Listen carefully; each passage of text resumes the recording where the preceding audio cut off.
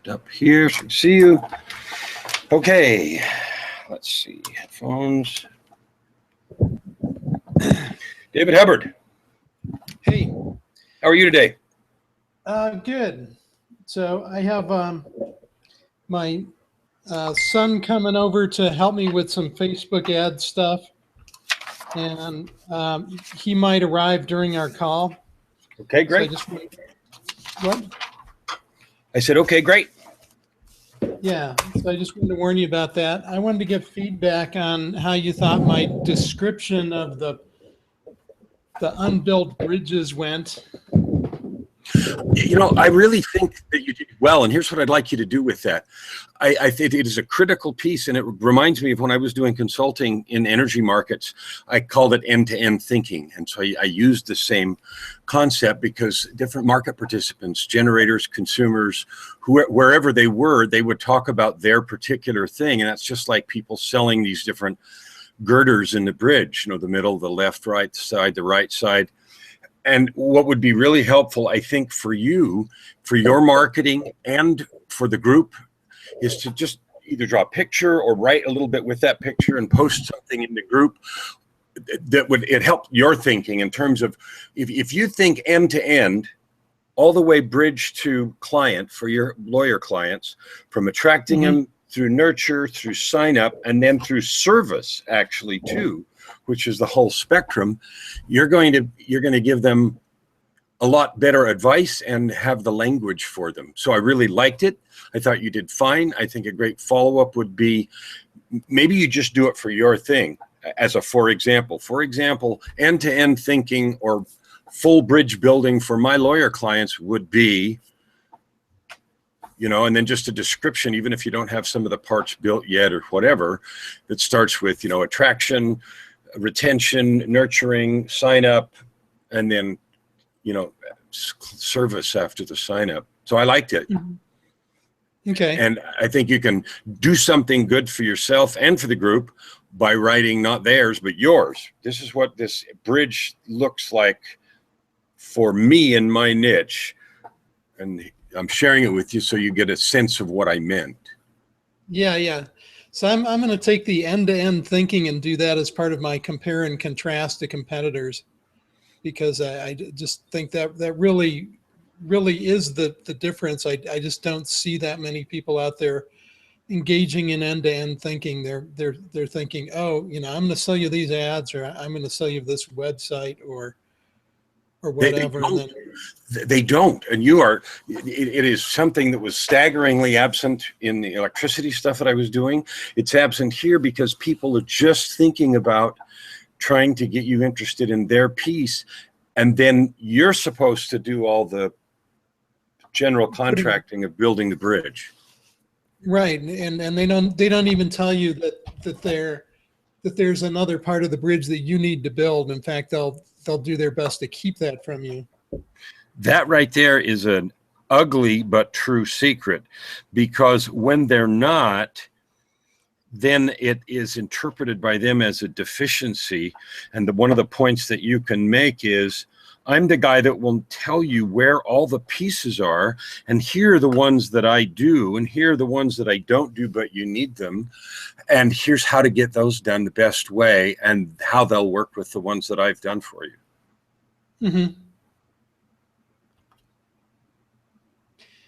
Okay. Great. Well,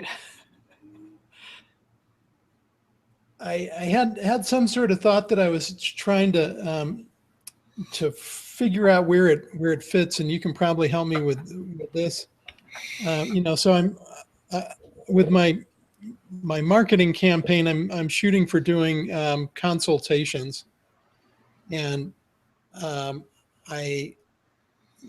since I haven't done any yet, I don't know quite how they're going to go. But the first one's a brief 20-minute consultation, and then my idea is that my first paid tripwire, if you will, is then going on to a longer consultation, which might be in two pieces. So here's what I I can offer you two things. One Okay. thing, I know that you like writing things down and drawing things like you did. I would really encourage you to do that with your end-to-end thinking piece. That wasn't what I was going to offer you. What I'm going to do right now for you, there's something that I've referred to a couple times called free sessions that sell. And that's the name of something that a coach who coaches coaches who I know, who lives in San Diego, and I go to his events once in a while. It's one that I just went to. It's a script. It's a way to conduct a consultation to lead people through signing up. Okay. Okay. And what I'm going to do right now, if it's okay with you, is I'm going to do it with you. All right. You know what I'm saying? And I'm Yeah. going to first give you the model. There's 4 parts to it. And then I'm going to do it with you so that you'll see how it works. And then you'll have it recorded and you can watch it and change it to lawyer language, but you can see how it works because it's all the way from walking in the door to signing up. Okay. Will that work for you? Is that something that would be useful? Yeah, that would be great right now. Okay, perfect. So here's the then, model. Then remind me, I want to still get back to my question. What is your question? Oh, well, I think my question, I'll have a better time framing it after we go through this. So let's just go through it. I proposed that because I thought that was your question. So if I'm missing the boat, then tell me. My question was just that, I had this idea that, that also that I would be in, as I offer them consultations, I'm going to offer it as, an unbiased second set of eyes on their marketing. And I thought, well, can I, is that really accurate? Is that really something I can words I can use to describe it? And I'm thinking, well, yeah, because I'm, for starters, I don't really care if they use my service in the sense that I'm not going to tell them anything different if I knew they weren't going to use me. Then I'd tell them if they were going to use me. So, it's the same sort of thing that I'd tell my best friend or my mother if they were in the law business, or my wife setting up a law practice. So, and I was wondering how to weave that in and how to frame that, and or if that's a. So that's one of your, no, it's totally beautiful. And here's one of your USPs. You can say, hey guys, most of the time it's obvious common practice that when someone comes in to give you a review of anything, doesn't matter if it's your plumbing or your tires, they're going to give you a review that comes out and says that you need their stuff. And so we're all jaded against the idea that someone's going to, quote, help us with some crap, because we know the answer is going to be, oh, I'm supposed to hire you to fix this problem that you've identified that maybe I didn't even know I had. So one of the things that Hubbard does, Hubbard Family Law or Rainmaker Family Law does, or for Rainmaker Marketing or whatever, is I'm not concerned about whether or not you hire me. My interest is in improving, you provide a needed service. My wife's going to be in this business too, and I'm going to help her, and you provide a needed in high stress situations. And so my goal is to get you more effective. And whether you hire me or not, it doesn't matter. So one thing that's different about Rainmaker is that I'm going to give you an unbiased. And so that preamble was to let them feel at least that there's some comfort about the unbiased, because as soon as I say that, someone says, yeah, right, in their mind, right? You're going to give me an unbiased review of my landscaping. Well, you need plants over here and you need plants over there. And it's like, right. So if you lay a reason why you're unbiased, then I think it's a USP and it's something you can talk about. And you can also tie it to your consulting practice. This is the approach I did for so many years, 20 years, 10 years, 30 years in my computer consulting practice. And I found that it worked better for me than trying to skew the conversation around to have people need me. Is he here? Right, or need products or services or something. No, I was looking for something to drink. Keep talking. I'll be right back. All right.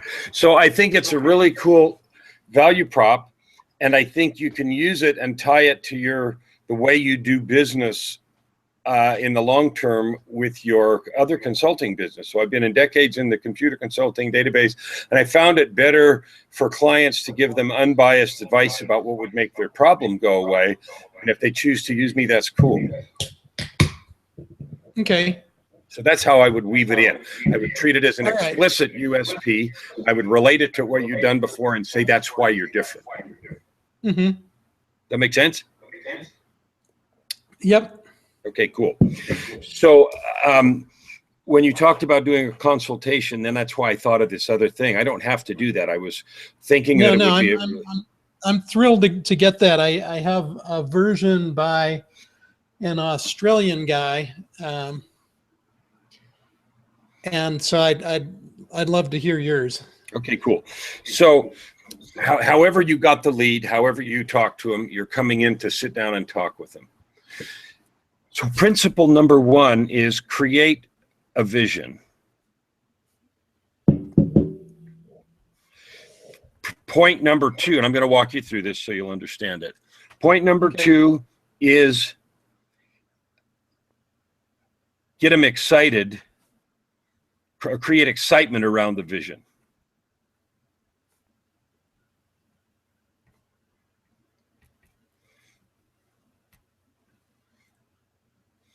Number three is what's in the way.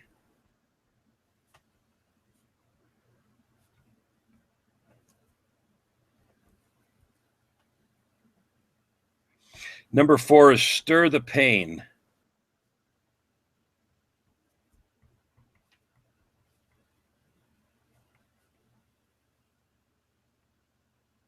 Number five is I have a program.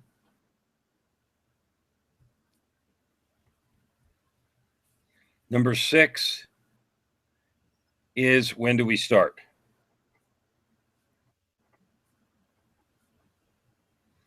Those are just sort of large scale principles. So here's how it would work.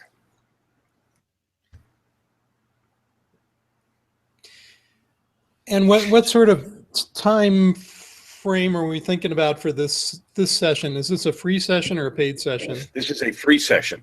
So the title of this script is Free Sessions That Sell.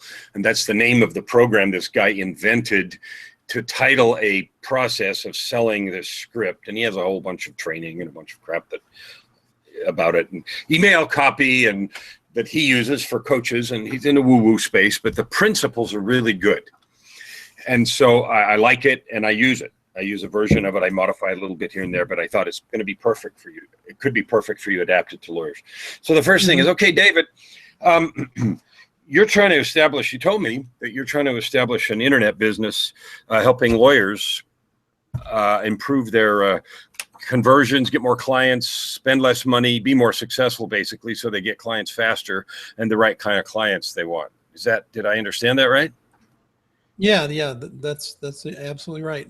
Okay, cool. So if you could wave a realistic magic wand in 6 months, what would your business look like? What would you have in your business? What would it be doing for you? Oh, okay. Well, I'd have 20 clients that would produce enough income for me to break even, in that 6 months. So I might even be making a little bit of money depending on what my expenses work out to be. And I'd be delivering quality services and in a position to scale the business to more clients. Okay, that's cool. So what else would you have in your magic wand? Maybe not only in your business, but how about your time? How much time would, Okay, well, ideally, it would fit perfectly into my life, so I could spend about 7.5 hours on it a day, average. So like 36 or 7 hours a week. Okay, so what else would be that magic wand? And yeah, you said ideally, so that's what we're talking about. Ideally, what else would be there for ideal? Oh, okay. Well, it would also work with. So my wife is in law school in California, and we have a home there, and go back and forth a lot. So it would somehow work well in that environment. In other words, I could set up my travel days to not interfere with my work days, and take part of it on the road. Okay, cool. So what else would it be? What else would be the perfect magic wand setup in 6 months? Um, okay, well, I would have some really good people that would be developing their own skills along with the business, so that I could um, delegate as much as possible, put it on autopilot and hand it over to these folks, so that I could focus on optimizing the business along the way and systemizing it. So if you just, is there anything else? Well, those are the big things. I mean, there's little stuff like that I'm not even so sure about. Like my wife says, we want to go all Apple equipment and stuff like that. But I don't know. Anyway, Okay. we'd have nice equipment to work with. Okay, nice gear. Okay, cool. So if now 6 months from now, whoosh, that magic wand is waved. You have 20 clients. You're more than breaking even. You are working certainly no more than 7.5 hours and perhaps less. You've helped your wife. You're helping your wife because she's finished law school. Just to let Alan in. Okay, go for it.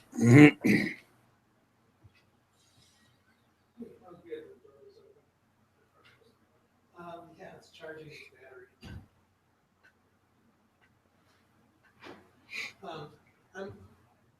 I'm on a call. I'll be. Do you have food or something? Okay, I'll catch up with you in a little bit. Okay. Okay, All so right. the magic wand is waved. You're working no more than 7 hours. It fits in perfectly with your travel schedule, back and forth to California.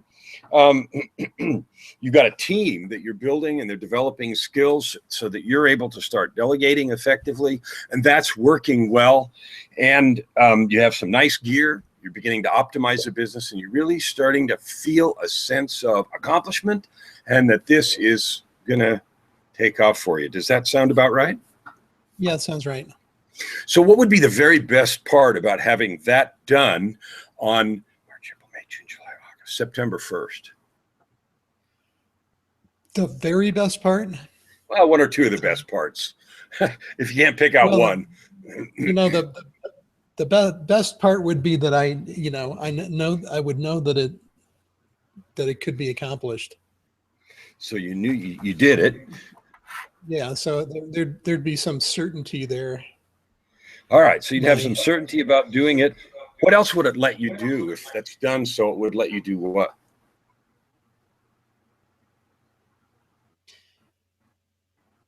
it would let me plan out the next year.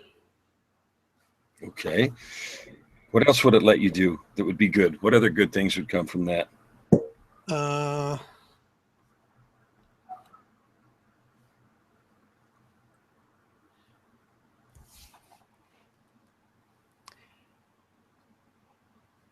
I don't know. It would let us start Kathy's law practice on at the absolute soonest moment we could. All right. Anything else that it would do for you? Now let's end this phase. All right, fine. All right. So what would prevent you from making that happen by September 1st? Oh well, things could go wrong. It could take more time to get the right people in place. It could take more time to um, get the right product and service mix that appeals to the clients and actually works. What else Um, could you get in the way? so, um, I could, I guess, potentially have, health things that go on, or, um, other stuff that could come up in personal life. Okay, what would, and if you didn't make it and then you were derailed and one or more of these things blocked that, what would that feel like? Oh, well, it'd be really frustrating. What would be the worst part about that frustration? I just feel like I put a lot of time into something that it isn't going right. Okay, so I'm going to step out of character here for a minute. The point of that thing is to get a really good list of what they want and just let them go on. Keep talking until they quit. And then get them excited about it. What it would let them do. I'd have more time with my kids. I'd be able to do this. I'd be more confident in my ability to do the law practice. I could take all that crap off my site about real estate law and everything else because I knew my family law practice is what I really want to do would be blooming, and I wouldn't have to put all that garbage on there and pretend like I do everything. And, help them think. Because the easy answer is one or two things. It's when they start digging in, well, then I could go to my kid's soccer game and I could coach that little league team I want to. And that's what moves people emotionally. Do you understand what I'm saying? So let them, if you're talking to a lawyer, he has law practice, and this is an area where I want you to learn because of your engineering and sort of concrete sequential background, help people get to the things that really motivate them, which is the intrinsic stuff. I could be a better dad. I could be home. My wife wouldn't be yelling about me about finances. My reason for law school, I get paid my frickin' student loans off. When they start talking to you like that, you've got to the emotional layer, and that's where people make buying decisions. Okay. You get it? And that's why I was doing that. Now, you'll recognize this because you recognize that I did this to you. Mm-hmm. Remember that I did this 2 or 3 weeks ago? Yeah, it reminds me a little bit of something we used to do in real estate that worked really well. It's fine because you're tapping into people's real needs. People buy, and you don't know why they're going to buy. You don't know what's really motivating them, but you need to. And so you just keep casually going, well, what else would be great? Oh, that little league team, that's great. And you get involved, and so they then think you care, because you do, not because you're pretending. There's real estate, you actually want them to find the best house, because then every time they think about you, it's like, oh yeah, that guy helped me so much. We found this great house, right? Mm-hmm. Okay, yeah. So that's what you're doing. Then you get in the way, and then stirring the pain is what would that let you do? Oh, then I'd be pissed off. I wasted all this time. I wasted all this money. I wouldn't be sure if it would work. It took me a year instead of 6 months. I wasn't planning on that crap. I start to doubt myself, and that creates the pain. And then the next piece, I know I'm back into character. Well, wow, that's really interesting, because it just so happens that I have a program that exactly addresses those issues, those problems about taking too long, about finding the right people, about refining your product and service mix to just nail your customer right between the eyes, and even working through personal issues that might struggle in the way. Would you like to hear more about that?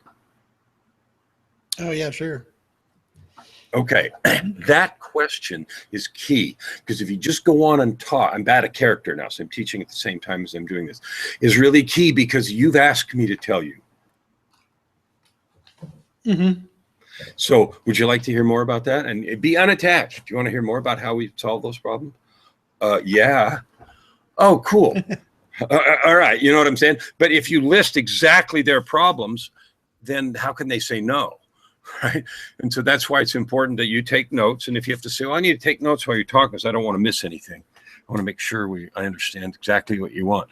And that also shows an level of interest. And I know you know all this stuff. So you take notes, you write down stuff, you get to that, and then you say, so I have something that just so happens to precisely address that. And I don't care if they've listed a bunch of stuff you don't do. You're going to help them address it by referring the right people or helping them find them or doing whatever it has to happen. Does that make sense? Mm-hmm. Okay, yep. Cool. Because then you become the answer to all their questions, even if you don't solve them, that are related to this. All right, good. So I have a program that addresses that exactly. Now, what we do in that in that program is it involves it's a coaching program and a services program where we provide both coaching and services for you to handle every single one of those issues that you've described. And there's really 5 parts to it. So the first of the 5 is that we're gonna get you a crystal clear vision of exactly what you want to happen in the time of our engagement. So we talked about 6 months. What good does it do for you, David, to have a perfectly clear vision of what you want to happen by September 1st? Why is that helpful to you? Well, why is it helpful to have that vision? Yeah. Yeah. So it's a target. We can do reverse engineering on it and make a plan. Perfect. The second part of it is to strategize the actions that we need to take to get that to happen. So what do you think is helpful about and necessary for us to strategize actions to get to this specific list of things with the clients and your wife and the freedom that you'd have by being able to optimize the business? Tell me the question again. I'm sorry. What actions do you think we need to outline to get to this set of goals that you talked about? How is that going to be helpful for us to outline those actions and get them time bound and so forth, so you can have that?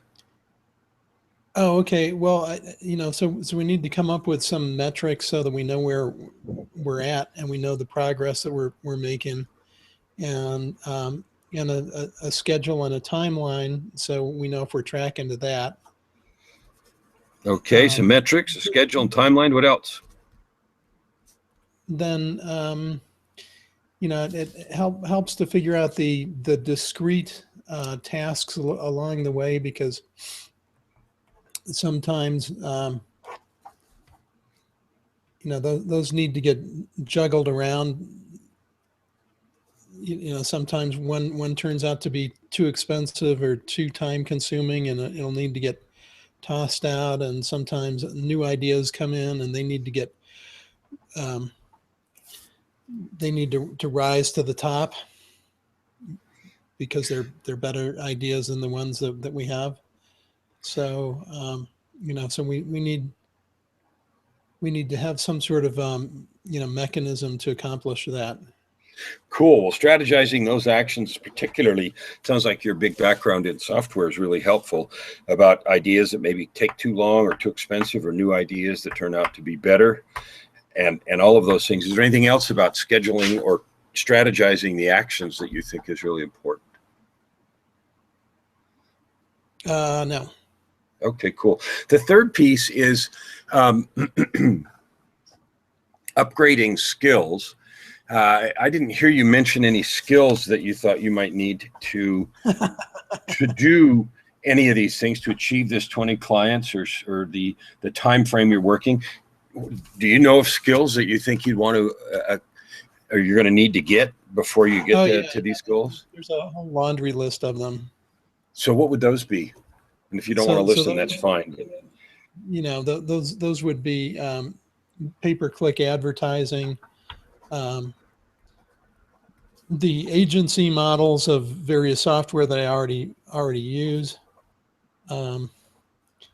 Infusionsoft Active Campaign, and now a bunch of the digital marketer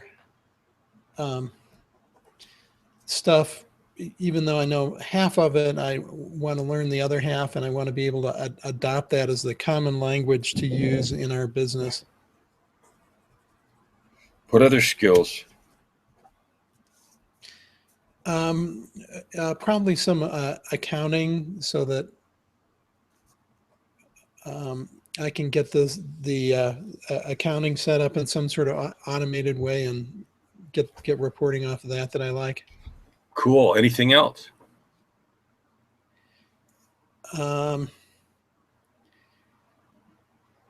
Probably some management stuff, working with other people. Any other skills that you think you need to get to these goals in 6 months? No. Okay, cool. So this is I'm glad we covered that part because we hadn't talked about those. You have a list of things already in your mind, as well as the strategizing the actions that will have to include these skills. A fourth area that we cover is also optimizing your environment. So sometimes we have things in our environment, sometimes it's situations or how we allocate our day or people that we're around or habits that we have that subtract from our effectiveness. And so optimizing that so that it's, we get down to this 7 hours and, those kinds of things is really important. Can you think of things in your environment that you might want to optimize that we could work on during this period?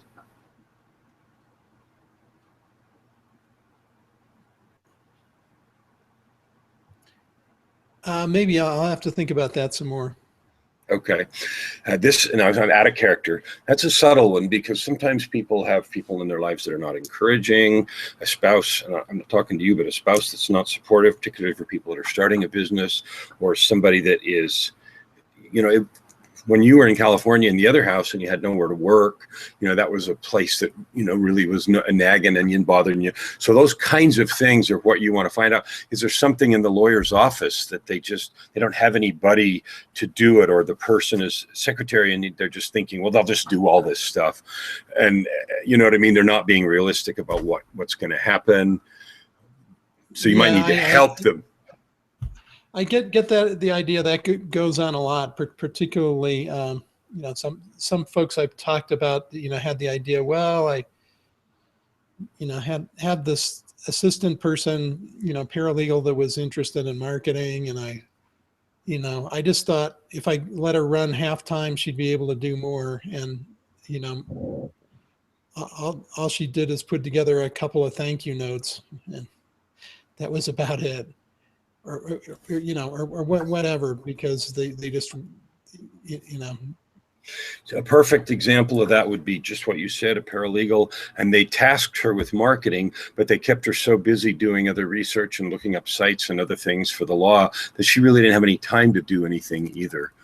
And so that could be an issue you have to help unravel by helping them establish what the realistic expectation is for implementing things that you might teach them and you might show them how to do. And then they actually have to have somebody that has 3-4 hours or 6 hours a week to do that, to do the things. And right now it's like, well, they're going to just sort of fit that in somewhere. Well, right. Not really, that kind of thing. Okay, cool. Now back in character. The reality is if they were going to try to fit it in, it would take the first 6 months just to find out the list of things that need to be found out later. Perfect. Yeah. So that can be all in environment. And then the fifth piece that we work on is mastering the psychology, because sometimes all of us struggle with feeling like we know how to do stuff, or that we're going to fail, and so we sort of put stuff off, or we don't want to be embarrassed, or people are, oh, you can't do that, and we give in to that. So it's our own self-doubt, sometimes outer doubters. And so sometimes there's some work inside that needs to go on to get us to, work effectively and stay connected. Based on our conversations earlier, sometimes, issues with meetings you want to go to affects the way you feel about yourself and what you do. Distraction issues you've talked about sometimes. Those kinds of things can also play a significant role in our success. So that's a fifth area we address, which is mastering the psychology of getting things done. So what were the previous four? There was environment. What else? Number one is clarifying vision and direction.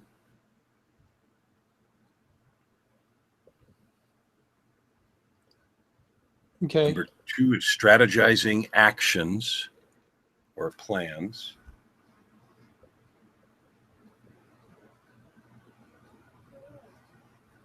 Number three is upgrading skills.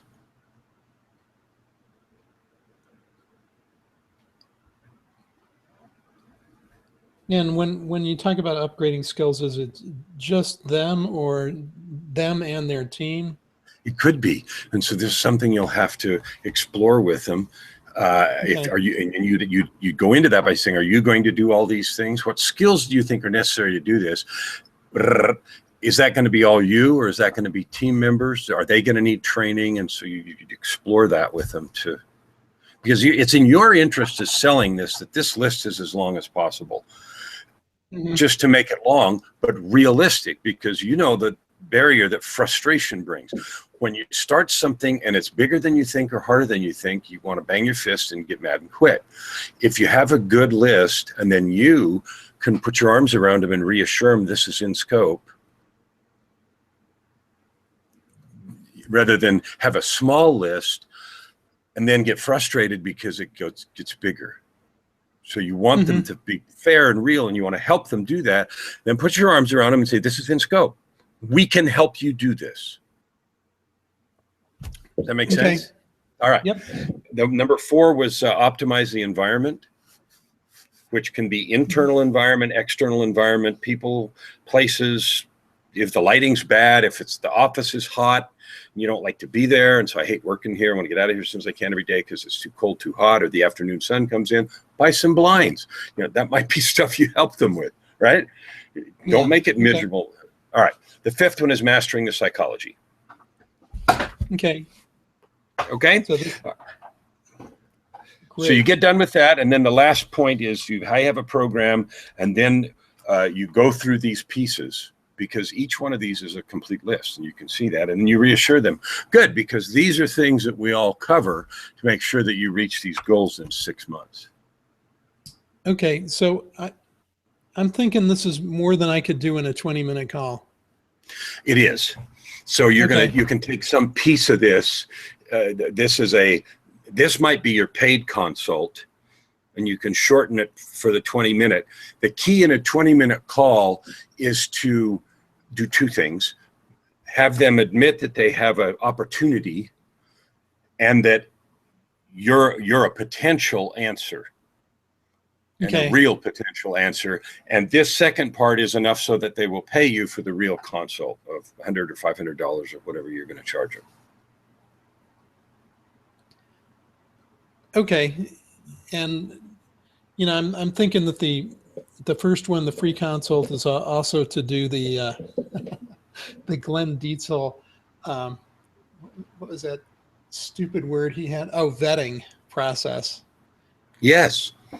And you know what a perfect way to do that 20-minute consult is? Is this going to be in person or on the phone? On the phone. Ideally a Zoom call. Okay, cool. So you know what you could do? Oh, since you mentioned Glenn, remember how he had a piece of paper that had a diagram of your advantage with some funny triangles and shapes and stuff on it? Yeah. If you have one?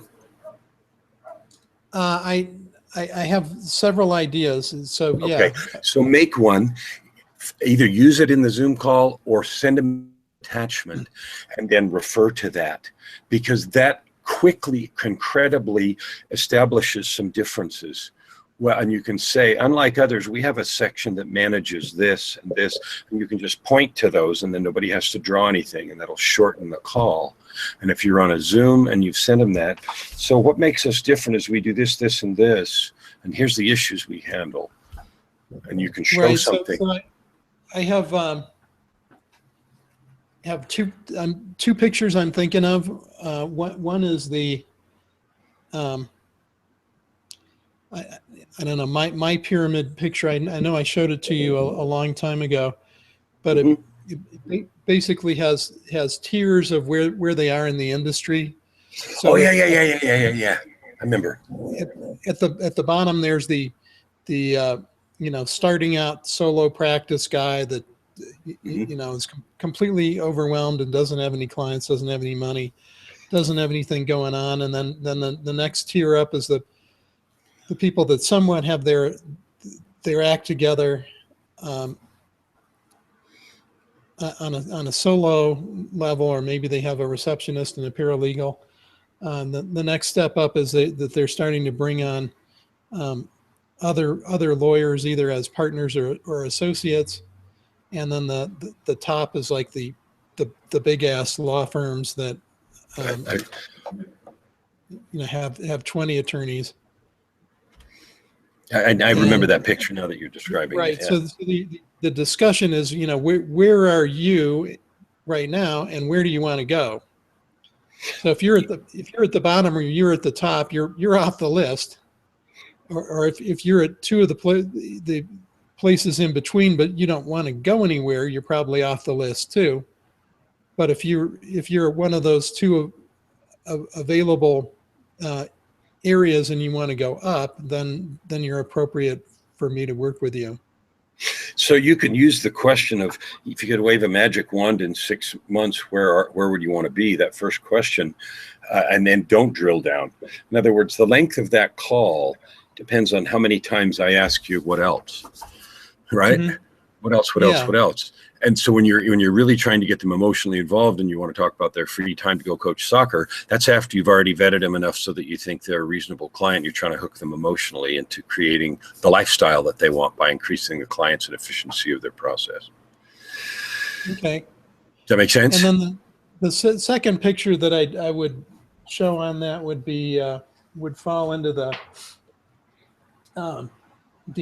I have a program section. Mm-hmm. And it would be the map here. Here's generally what we do with clients. We start out here, and we're going to do a few things to double your cases from the internet in the first 90 days, and that's going to allow you to fund anything that we do further from that point forward, because we're going to get your advertising costs lower or more clients in the door, however you choose to look at it. And that's really good. The double your cases from the internet in 90 days is a good hook. And both those, I remember that other diagram too, and we talked about that before. So both of those would be very good. And you can start the first one by saying, I don't want to, your time's valuable and so is mine. I don't want to waste any of it. So let's just talk about where you are and where you'd like to go. If you had to describe your law practice in these terms, and you just lay out your 5, where would you say you are right now? Mm-hmm. And where do you want to be in 6 months or a year? You can pick a number. 6 months was arbitrary, so 6 months or a year. Yeah, well, no, I think for them, they're not going to make a radical change in 6 months. I don't think you go from being a 3-attorney firm to a 20-attorney firm in 6 months. No. So I'd kind of like to get the idea of where they want to go down the road. Okay, and change the question. I think the 6 months is still relevant, good information, but based on where you want to be in 3 years, or that you want to retire in 10 years, where do you think you ought to be in 6 months? Yeah. Well, like I said, 6 months is arbitrary. So sometimes you want to use 6, sometimes a year. But I like your idea of saying, what's your 5-year vision for your firm or something, your longer term vision, and maybe you don't even give them a time and let them just talk. So that would be, again, trying to keep it to 20 minutes, you'll have to sort of. Because I think it's a little different than the coaching space, because it's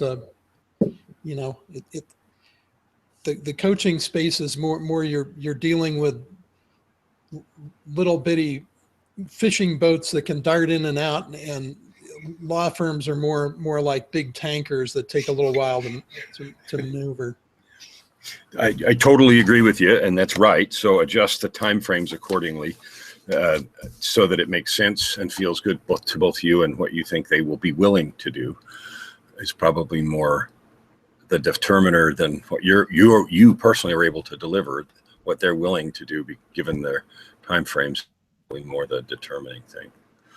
Okay. But anyway, that is a framework, and then when you get done with all that and you say, I have a program, here's the things we cover. Do you have any questions? Do you have any questions? And then, we help you get rid of all of these issues and problems. We address them all, which is where you're putting your arms around them and saying, we can help you with that. Is that something you'd like us to help you with? Well, yeah, I'd like some help. Okay, well, do you have any questions? And inevitably, then they're going to say, well, how does that work? How do we work together? How much is it? What does it start? Okay, well, the investment is in 1 phase, 2 phases. We start out with, however you want to describe it. So we do one for 90 days, and then you fund the rest of it from that. However you Okay. It makes sense in terms of it. So that's that particular person's process. And it's drawn from many processes, like you said, real estate and sales in general. But the whole point is to get them emotionally involved and have them create the future and them describe all the things they want and them describe all the problems. And then you just come in and say, well, we can solve all those with you. And we are designed exactly to do that. And by getting all that stuff ahead of time, then you can be very specific about what they want and the problems they have instead of saying what you do and then they're supposed to do the math. Uh-huh. Okay. Okay. So one of the things that the other guy that I was studying had as questions that he asked, and I'm kind of wondering where you would see these fitting in, but Okay. he asked along the way two questions I really liked. Why me and why now? Mm-hmm. So absolutely both appropriate questions. The why me is later, the why now is earlier. So when they say that would go in the what you want to have 6 months from now, part of the what that would do for you when you're getting them excited, part two, so you create excitement. Why is that important to you now? What does that do for you? Why is that important to you? And that's part of the what will this let you do? What will this do for your life? Well, I'd be able to get out of the business and work on the business and automate it and those kinds of things. And why is that important to you now? Well, my wife's going to law school and I want to quit traveling as a computer consultant and I want, and then why me? There's the why me would be later. So when you get done, that would be, in my mind, that would be toward the end after you've said, okay, we can help you with all those. Do you have any questions? And they talk about, yeah, I'd like to do it. And maybe you even talked about price. And if they've had anything like that, there's two ways I want you to think about that question, which is, so, there's a lot of people that I'm sure have advertised SEO or other kinds of features to help you do marketing. What is it that attracted you, or what do you find most attractive about what I've described for you? And that's what do you like about what I said? And that's a little bit different than why me, but you can do it that way, or you can say directly, what do you see as the greatest advantages of our working together? And that forces them to think, well, you've articulated my problems really well. You know exactly what I want because you wrote it all down, and it kind of helps them sell themselves on you. Uh-huh. If you ask them, so a way to ask why me is, what do you see as the greatest advantages for our working together, or what do you hope to get out of our engagement with me? What do you hope to get out of the engagement with me? So you're personalizing it to you. So I think they're both relevant questions. I use them both, and that's where I would put them. Okay. Well, I'm thinking that maybe there's a backward-facing version of the why me. So what that you ask early on in the conversation. Just out of curiosity, Kellan, how did we end up having this conversation? What did you see that you liked so far? That's perfect. Absolutely. So if it feels good to ask that up front, that would establish some rapport and make them think about and articulate some reasons that they're comfortable talking to you. So I think that'd be appropriate in both places. Sure.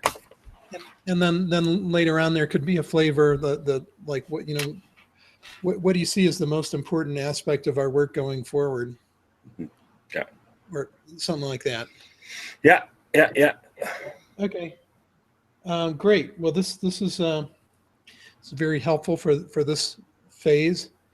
I have my son here. I had no idea, knows a lot about Facebook ads, so he's going to help me with my one stupid little ad that I created yesterday, and I put it out there. It seems to have gotten some presentations and some clicks. I don't know where they went because I can't figure out how to do the metrics or anything. So it's going to be a wonderful adventure here.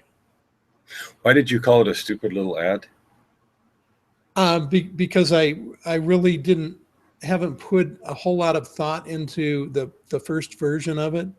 So what I've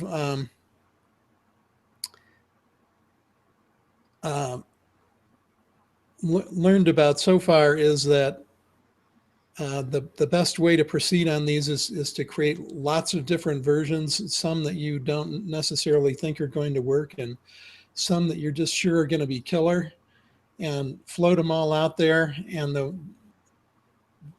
way the tools work, it filters out the bad ones and leaves you with the good ones. It does, because you can see the rate. I just wondered why you use that word. I just don't want you to create language like that. It's not a stupid ad. If you got clicks on it, it actually worked. Yeah, no, I have a 7% click-through rate. So, and I don't know, for some reason it was getting 15-cent clicks. So that's free. Yeah. I don't know. We're going to take it further and see where it goes. So that's not stupid at all. That's cool. Anyway, I just don't want you to use that kind of language. When I created this ad, I didn't want to sit down and come up with the ad that if nobody clicks on it, I'm going to be shattered by this. I wanted to come out with okay, here's one of my average ideas. Let's see where that one goes. So that's why I referred to it as a stupid little ad. And after going through the setup things and having it, not like this and complain about that, and I don't even know what it's complaining about, that's where it became the stupid little ad. Do you know the rules about how much text and the 15% and all that stuff? Yeah, it's actually 20% text in Facebook. Okay. All right. And then they want certain things on the landing page, like they don't want you to try to trap people on your landing page. They don't want you to have absolutely nowhere else to go. So they want you to be able to, basically click through onto other things. So in my case, that's a contact page, disclaimer page, and something else. Mm-hmm. Okay, so it sounds like you've already done a bunch of research on that, right? They have a template you can overlay, because their way of describing 20% is kind of weird. If it touches a certain number of the boxes, it's counted as 20%, even if it's not. So they have a template you can download somewhere, and even if it doesn't cover 20% of the cover, if it touches a certain number of the box, then it is more than 20%, even if it isn't. I've had some ads disapproved for that reason. So. Oh, you did? Because all I had to do is shrink the font a little bit, so it didn't touch this box over here. So it's like a grid, like a 12 or 9, I can't remember, 12 or 9 square grid. And if it touches a certain number of boxes, it fails by default, even though the literal square millimeters of the text isn't 20% of the ads anywhere near. It's too big. It doesn't count the space inside the font. It counts as a block. Okay, well, I've gotten varying opinions on that. Okay. So they ultimately they send a lot of the stuff to people who just sit there all day and go through these things. And apparently if you're a new guy, they give you the grid and say, here's how to do it. And if you're an experienced guy, you can tell like that, just by looking at it. So, okay. The experienced guys go through and they're like, approve, disapprove, disapprove. Okay, cool. Yeah, you can get them approved into literally minutes. If yeah, absolutely. All right. Well, what else? Is there anything going on in your personal work? The weight loss goals you had, the health thing, the meetings, any of that kind of stuff we need to? No, let's see. We're is this not to talk about right now? Yeah, we've got 8 minutes here. I really should get with Alan, since he came all the way to see me and do this. Cool. So, for our business, between you and I? Are you? The month ends pretty quickly, and I'm just reminding you that. Yeah, we're on track. We're not quite as on track as we're supposed to be, but I think. Do I need to send you account information again? That would be a good idea. How shall I send it to you? Facebook. I'll give you a Facebook chat with the info you need. Thanks. Okay, thanks. Good luck with your ads. All right, bye. Bye-bye.